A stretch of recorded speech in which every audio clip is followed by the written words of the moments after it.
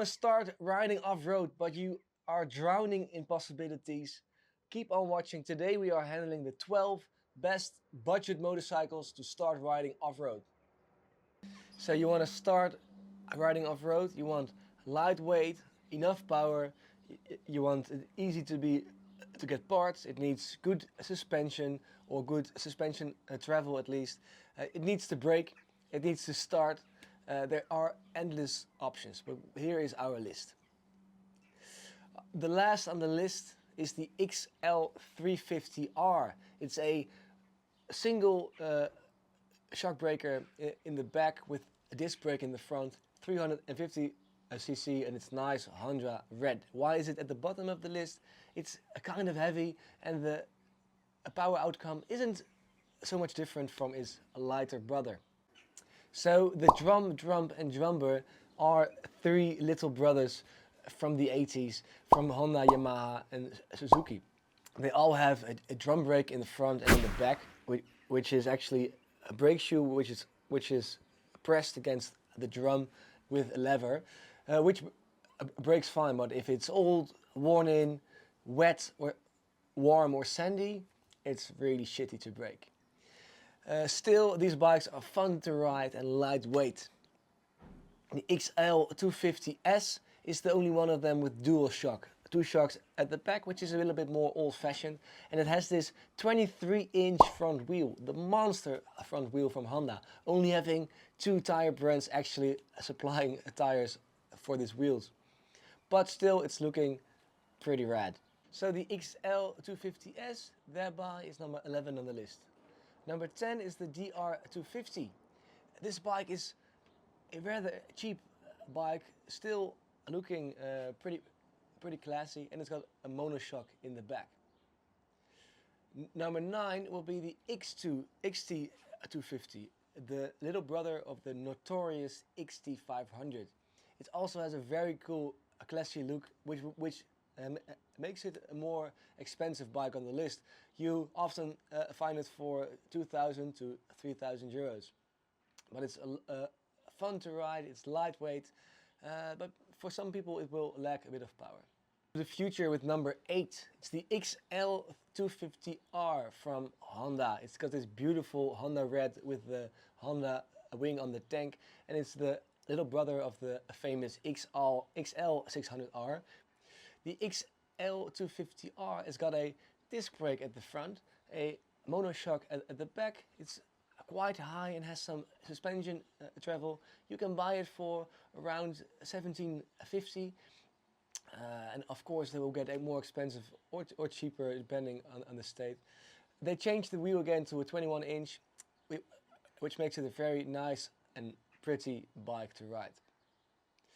Number 7, we're going up a little bit in weight and in power, is the Suzuki DR350, which is a very nice bike to ride. It's got a plastic tank, so it's a little bit more asshole proof when riding off-road. But it's actually a bit heavier, and the power output doesn't really compete with that weight.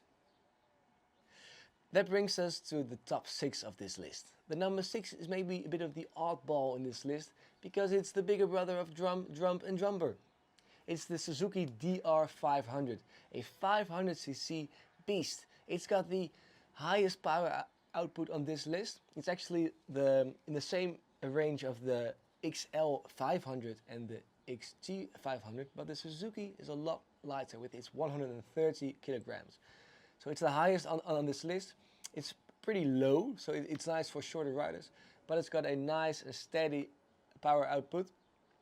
It's fun to ride and it's very reliable. Number 5 on the list is the TT350, which might have been higher on the list if it wasn't so shitty for it to get parts. It's a bit more a rare bike, but it's very nice to ride. It's got a good power output and it's light. And we have to say, it's one of the coolest looking bikes on the list from Yamaha. So the next on the list is the Honda NX250, the little brother of the Honda Dominator, which is pretty cool as well. It's the only one on the list being liquid cooled and having a fairing, which will probably make it more suitable for dual sports, for riding longer distances on highways or straight roads. It's got 6 gears, it's light, it may lack a bit of power for some people, but it's a very nice bike to start riding. One thing I forgot to mention is an electric starter, which for some people is very nice, but I'll miss my kickback. Number 3 is the strongest on the list. It might be the best for the most experienced rider. It's the Honda, again Honda, you're doing good, XR400R. Disc brake at the front, drum brake at the back. Some countries have it in a 350 cc edition, and it's got the highest power output versus the weight. It's very nice to ride, it's agile, it's still light, it's strong enough for any skilled rider. It's an amazing bike. Why is it a number 3 and not a number 1, I hear you asking? Because on this list it's a pretty expensive bike. It's between the 2,000 and the 3,000 euros available in Europe, which will make it a bit more expensive for the beginning rider. 2 might be the least popular on the list, and that's why it's so high. It's the Yamaha XT350. It's got a pretty high power output for its weight. It's looking pretty cool, and most of all, it's cheap. You can get one for 1,250 to 2,000 euros in Europe.